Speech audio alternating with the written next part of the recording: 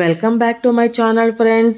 ఈరోజు మీకు ఇంట్లోనే ఈజీగా జామకాయతో జామ్ ఎలా చేసుకోవాలో చూపిస్తానండి.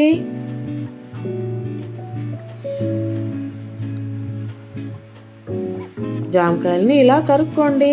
ఒక గిన్నెలోకి వేసుకొని నేను రంగు కోసము 2 బీట్రూట్ ముక్కలు వేసుకుంటున్నానండి. కొద్దిగా నీళ్లు వేసుకోండి, బాగా ఉడికించుకోండి. చూడండి, చక్కగా ఉడికిపోయాయి కదా. వీటిని చల్లారిన తర్వాత బాగా స్మాష్ చేసుకోండి. ఒక గిన్నెలో గుడ్డ పెట్టుకుని ఇలా అంతా వేసుకొని బాగా వడేసుకోండి. ఒక బాండ్లీలోకి చూడండి, మనం తీసుకున్నాం కదా జామకాయ జ్యూస్, అది వేసుకుని 1 స్పూన్ కార్న్ స్టార్చ్ వేసుకుని కొద్దిగా తేనె వేసుకోండి.